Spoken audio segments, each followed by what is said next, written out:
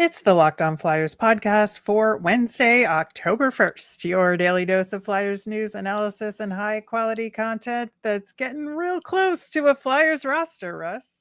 Very close.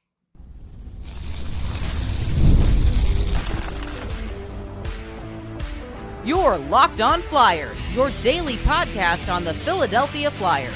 Part of the Locked On Podcast Network. Your team every day.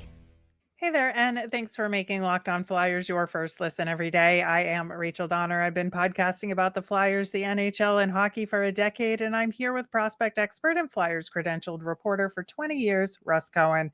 Today's episode is brought to you by FanDuel. Download the FanDuel app now by visiting FanDuel.com. You can win $300 in bonus bets if that first $5 bet wins. To keep up with our latest episodes and Flyers news, you can find us at Locked On Flyers on all your favorite socials. And of course, here on the Locked On Podcast Network, your team every day. Russ, we did get some of those camp cuts yesterday that we talked about on yesterday's show and tried to predict that. First off, good to see Trevor Zegras back on the ice. Yep.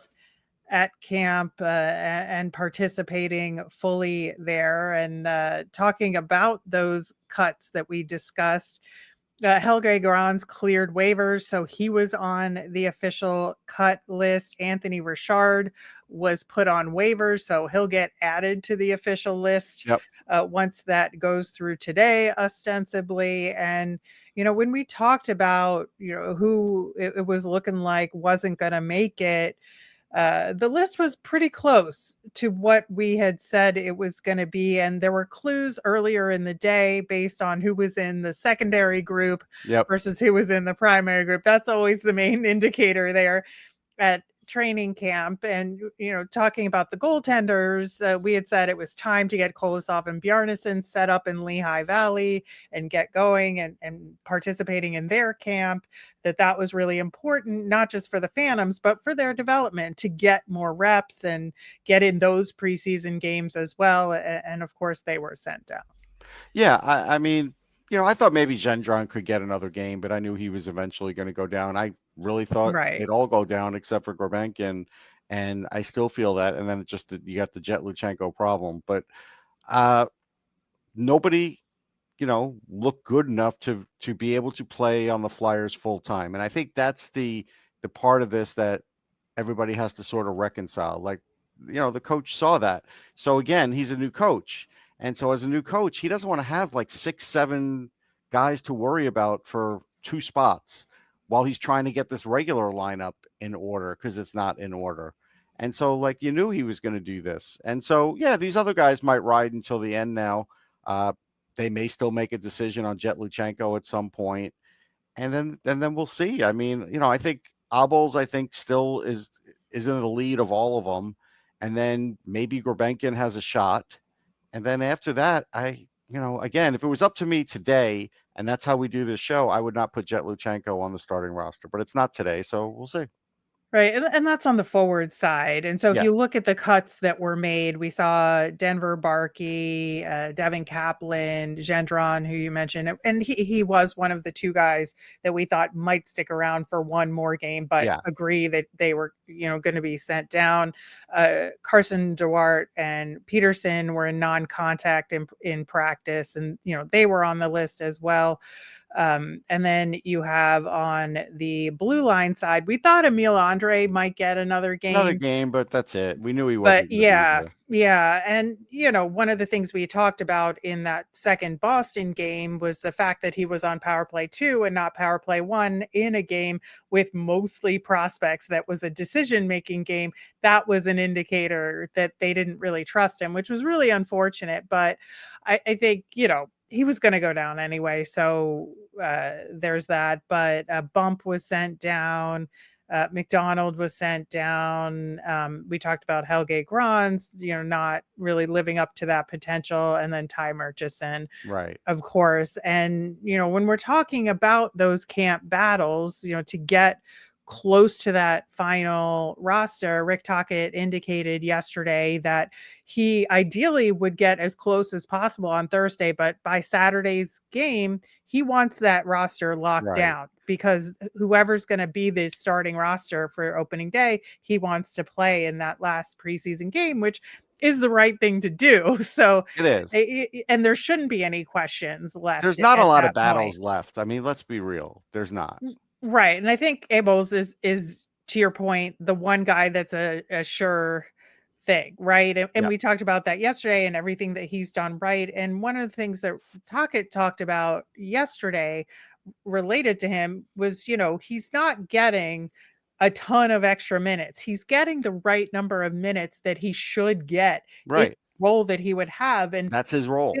And the thing that I really appreciate about what Rick Tocchet is doing and managing him is not trying to have him outplay what his abilities and his role is. And Abels is finding success in that, because that's what he can do.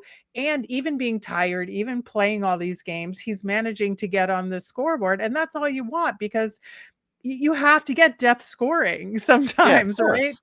Yeah. So, and he's providing that. He is. I think like John would have like been all of a sudden putting, and I don't know if it's Abels or Abels anymore. I'm just going to say it because broadcasts are all over the place with it. I always thought it was Abels. I don't know. But anyhow, I think John would have already been messing around with him on the third line because he's one of the better guys in preseason, but Tocchet's Right. not doing that. And he's smart not to do that. Yeah, let's talk about that, because I think it is interesting that Grebenkin is the only one truly that's gotten it, with a little bit of Luchenko earlier on, right? Right. But Grebenkin is really the only guy that's a bubble guy that's gotten a true shot at the top six. And Mm-hmm. I think it's been because of chemistry reasons Yes. and his style of play, that he's a little bit more dynamic and he's good in the offensive zone. Or that is what he's sold as. I've had problems with his play in the offensive Right. zone in these preseason games, and and his lack of ability to finish. And I think he panics in the ozone, but he's great getting there. Yeah. No question. Yep. But I think it is interesting that Gorbenkin's the only one that's gotten that shot, right? Yeah, and again, he's done enough, I think, to do that. I don't think he's done enough to exactly make the team yet. I know some might disagree with me on that, but I'm a hard grader with that because, again, he's at an age where he could still benefit playing in the AHL. He is. He's not at an age where it's like, all right, like he has to play at the NHL or there's no use for him. No, because he really does not. We don't know what his role is yet. And I don't think he does either as a player. Right. Well, and I think part of it too is they're trying to figure out where he could fit best, right? So Right. we've seen him on the line with Zegras and Michkov sometimes, right? But you look at camp yesterday and potentially the next preseason game, he was with Couturier and Konechny. Right. And I don't know that that's a good fit, but I want to see it before I make a Sure. judgment. I mean, there's no harm in seeing it. So yeah, we'll see where that gets them and where it gets him. Why not? Yeah, I think so. I think that is the way to go. If you're gonna try and make him This work is in the the top time to try six, it. this is exactly the time to do it. And I think, given his style of play, it could work really well with Konechny. I think I just want to see it in action, and then we'll obviously talk about it afterward. But Yeah, I worry about the looking forward pace to that that. Couturier is going to have to keep if he's playing with those guys. I don't know how much into the season he could do that. And that's part of like putting together a 3-person line versus this pairs concept Right. that Rick Tocchet has. And that, what is the pair there that you want to keep together? And could you put any center With those three? I'm not sure. Yeah, exactly. And that's what is fascinating about this whole process and the way Rick Tocchet is managing it. The other part of it is the bottom six. Obviously, Dvorak is now sort of a 3C, which is kind of where we thought he would end up. Right. As far as opening day. So I think that's good there. And then we just kind of have the all bubble fourth line with Luchenko centering Abels and Gaucher. Now that could be a third line, right? We don't really know what the third and fourth line is because it's practice lines, but I think between those two, that bottom six group, they'll probably get even minutes because you have to give them the ice time there. Yeah. Again, though, it's not good for Jet Luchenko to play with those players. That's not what you want from his future. This isn't Right. a work it up in the NHL type scenario, because if he's playing with those guys, he's not getting a lot of minutes.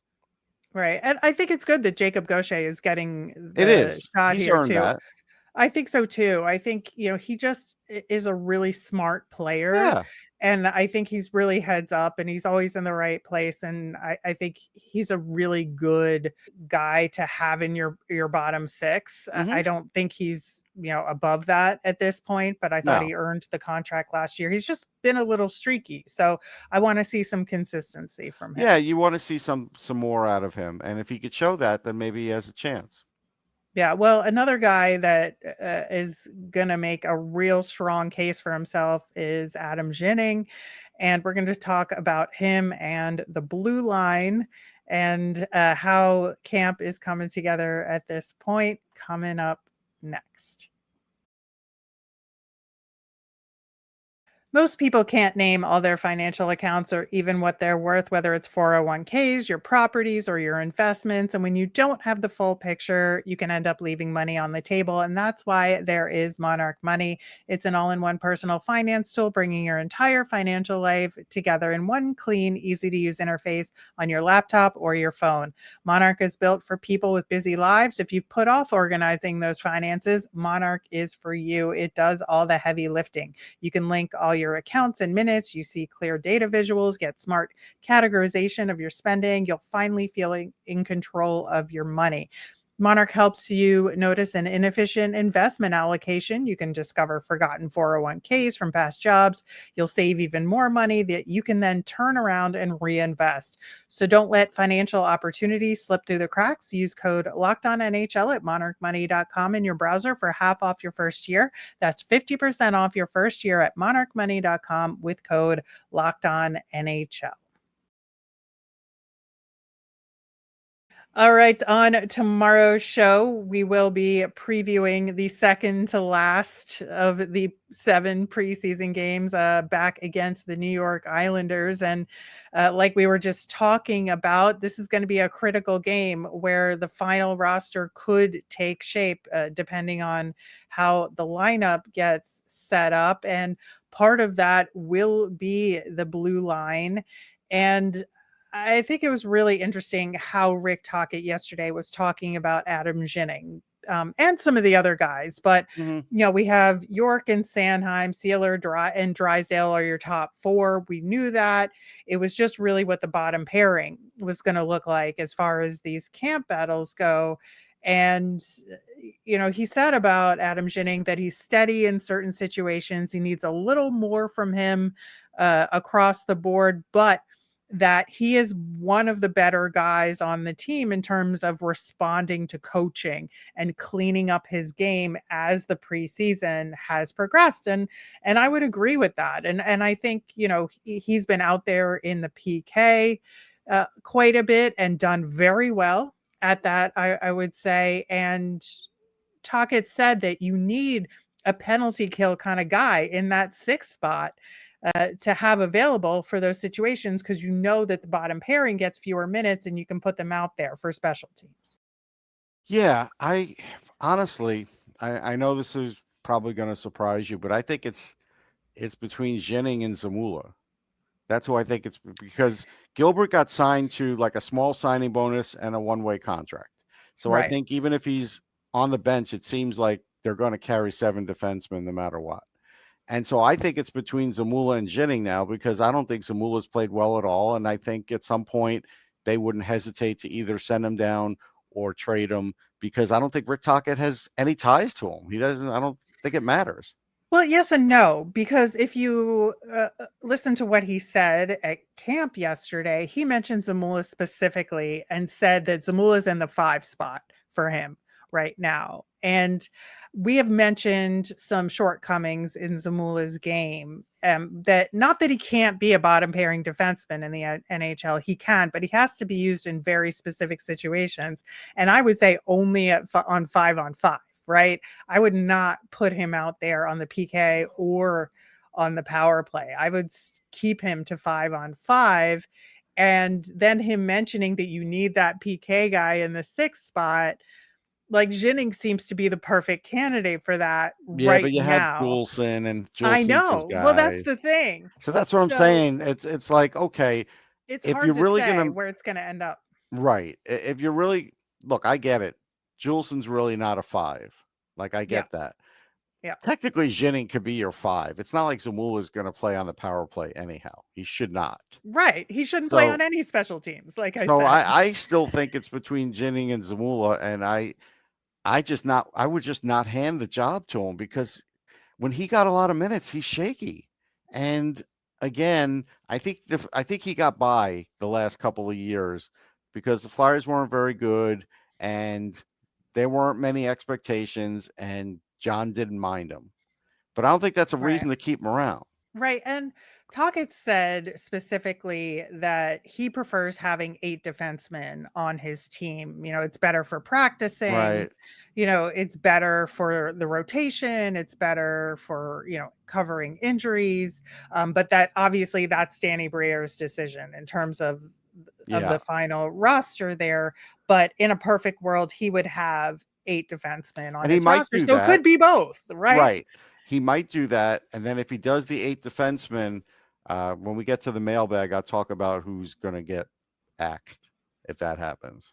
Yeah. So I think, if we're looking at 8 defensemen, we're done with the process, right? Right. Because we have those top 4, we have Jennings and Zamula, and then we have Gilbert and Juleson, Right. right? And And Jennings made it, but it wasn't really because of a camp battle. It's because of an extended roster.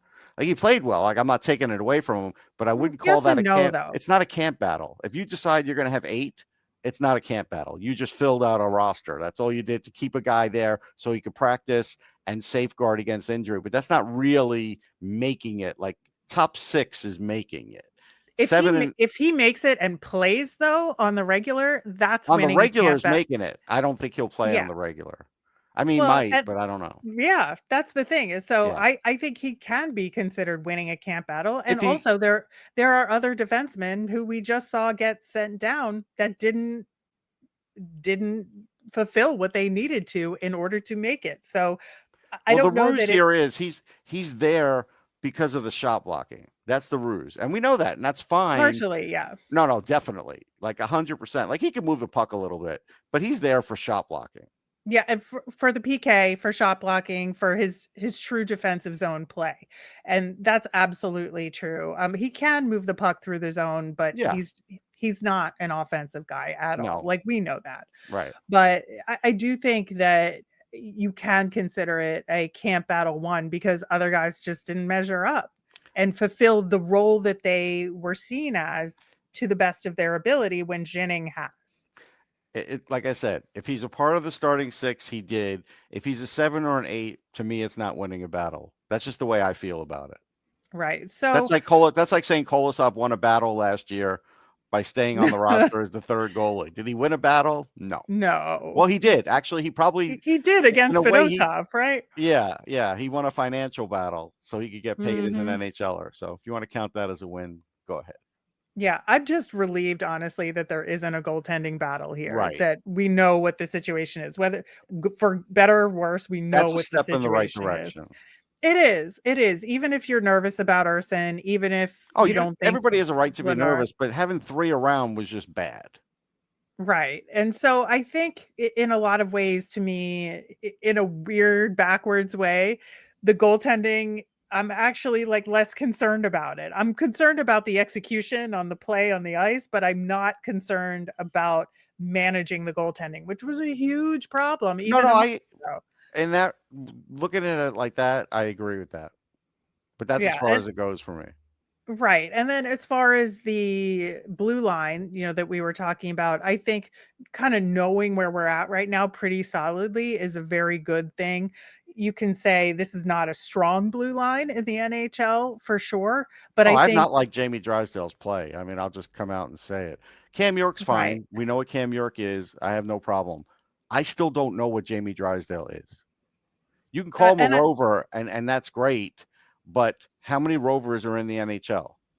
Right. And I think all of these are fair questions about these guys. I just think, knowing that we're pretty solid on who the roster is going to be on the blue line is a good thing at this point in the preseason. I think it's just the forwards, right, where we have a lot of questions in terms of what the lines are going to turn out to be and who these final guys are going to be. And I think, the 8D decision is going to affect how many forwards that they're going to keep on. So, but again, with only 2 goaltenders on the main roster, depending on the cap, of course, you have a little bit more wiggle room there. Yeah, that's the other thing, is depending on the cap. Yeah, and obviously that's Danny Brier's math to do and figure out and see what makes sense in terms of these guys and development. And then, of course, the Jet Luchenko question is the biggest one on the forward side that's hanging over all this. Right, because if they are just going to have him hang around and play once in a blue moon, that's a cap thing. Yeah, it absolutely is. And it's a development thing for Luchenko. And, we've said that he's doing fine. He's just not doing great. And I think in order to stick around at this young age where he is in his development, he needs to be doing a lot better and he needs to be shooting more. Yeah. All right. Well, it is Wednesday, so it is time to answer your mailbag questions. And we have some really interesting ones about the prospects, about some vets, and a reaction to our nemesis of the week. We're going to do that coming up next. The NFL season's here, and FanDuel has an offer you don't want to miss. Right now, new customers can bet just $5 and get $300 in bonus bets if you win. That's right. Pick a bet, put down $5, and if it all hits, you can unlock $300 in bonus bets to use across the app. I love how FanDuel gives me so many ways to play. I built parlays, tried player props, and even followed the live lines during games. It makes watching football even more exciting when you've got a little riding on the action. Whether you're a casual fan or love diving into the stats, FanDuel makes the game day experience so much better. If they have this betting line, bet for the Jets to have the fewest wins in the NFL this season. Love your confidence in your team.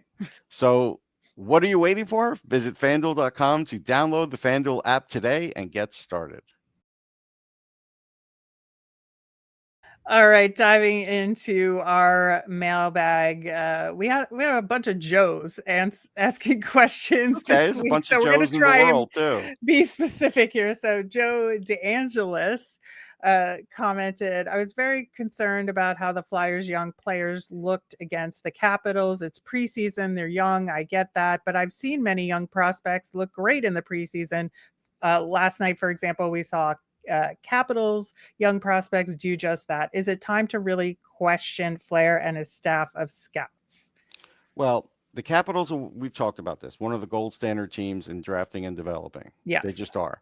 The Flyers have been average at it.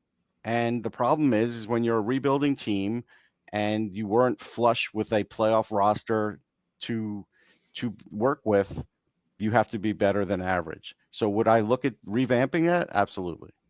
Yeah, I mean, it's been a concern of ours for the last two years, I would say. At least, at least there were concerns about, picks prior to that, but you need to give them time because Briere had just started. Yep. And we really wanted to see where the decision-making was being made. Whether, was it Brent Flair? Was it Danny Briere? Was it Keith Jones? Like who's calling the shots with the drafting? And we obviously have a much better picture of that it's a little from all of those columns, right? Depending on the particular pick.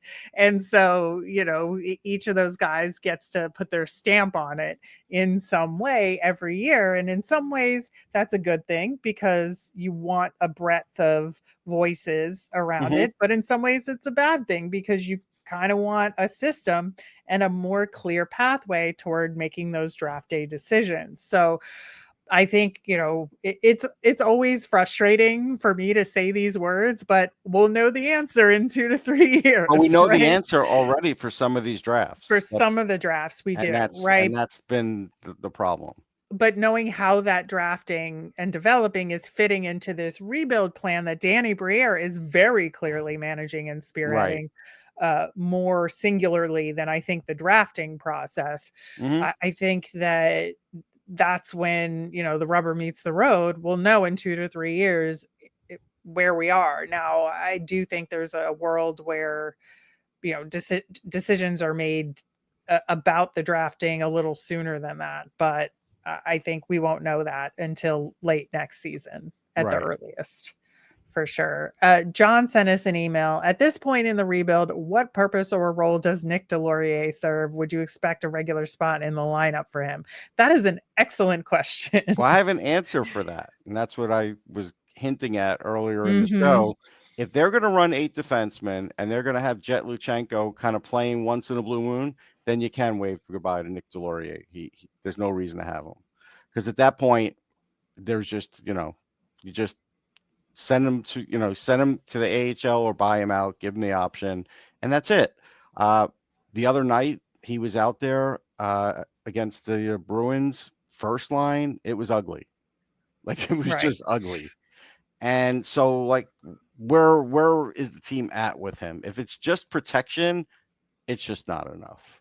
He's definitely been good with the young guys, teaching them how to be pros on and off the ice, but I think the time is near. Right. And, you look at the lines from camp practice yesterday, and he was on the wing with Dvorak and Hathaway. And to me, like, that does a disservice to Dvorak and Hathaway. It does. Because I think that those two have their moments offensively and can create. Oh, definitely Dvorak can. I mean, especially on the power play. If you put him on the power play, he knows how to play the power play. Hathaway can't play on the power play. Deslauriers never played on the power play.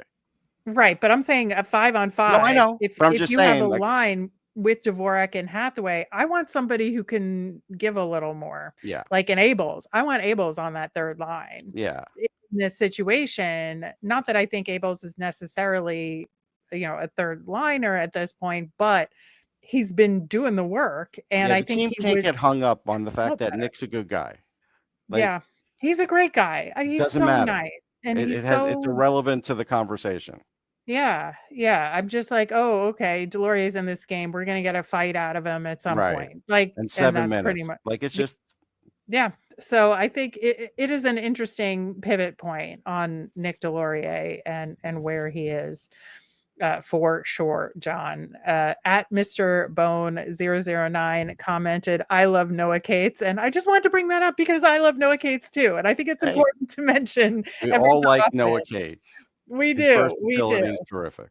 Yeah. And, he had a great game in the last preseason game. And like we talked about, his faceoffs are getting a little bit better, which is really good. And he's just such a really important part of this Flyers team moving forward. Yeah, and he's a fiery guy to have him in the locker room. Yeah. Love him. And we even talked about him as a potential leadership guy down the road, as far as getting an A eventually. I don't think he will right now. As we have mentioned, we think Sanheim is getting that additional A, but I would not be shocked if Noah Cates did down the road. So we love Noah Cates too.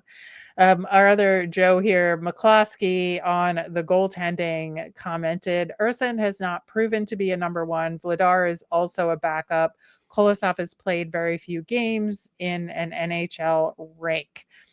So not all of it is on Kolosov. I'm going to reserve judgment on him until he gets some more playing time in North America. He's definitely not comfortable yet, but I think he looked better, and that's something to build on. So where do we think Kolosov is, knowing that he's officially sent down to leave right now? I mean, I think he's less frenetic, but if we're going to talk about time just adjusting to North America ranks, I think he's had enough time to do that. He's practiced enough. He's been around NHL players enough. He's played at both levels a little bit. So that's the part where I'm like, he's had enough exposure to that should not be a problem. Yeah, I agree. I think, I'm looking forward to seeing him play quite a bit in Lehigh Valley. I think in a 3-game weekend, he'll probably get 2 of the 3. Right. And we'll see what he can do. And we'll move on from there. I think the AHL is going to be very good for him this year, as long as he embraces it and takes on that opportunity. Finally, today, in relation to our nemesis of the week that Russ brought up about the frustration with streaming services, as we are all kind of in that boat, at Lucky Me 1766 commented, I agree with you, Russ, on the streaming. I do have cable and like what Spectrum is doing by getting access to the streaming services in their contract. I used to have ESPN Plus for hockey streaming, but now it's too costly. Hopefully I can get it again, and hopefully more cable providers will look at that to get more services included. I have no clue if Xfinity or others do that. Yeah, I mean, But FiOS isn't. I mean, mhm. they include like, you know, Disney regular and Netflix and things like they have some streaming, but not a lot. They're still relying on demand and things like that. So yeah, I mean, this is still an issue. It's good that Spectrum's doing that. I think that's doing their customers a service, because especially if you have a choice between that and, I don't know, putting on like the Home and Garden Network or something, things you just will never ever watch. So yeah, I'm all in favor of that. I hope more of that happens, because again, like ESPN Plus is holding like preseason games hostage. Like, I mean, it's just ridiculous. Yeah, and it's a big problem. It's a big problem, and something has got to give at some point with how spread out Yeah, I everything is mean, we across might need to sports. do a spreadsheet just on what it takes to watch the Flyers if you wanted to watch every game this year.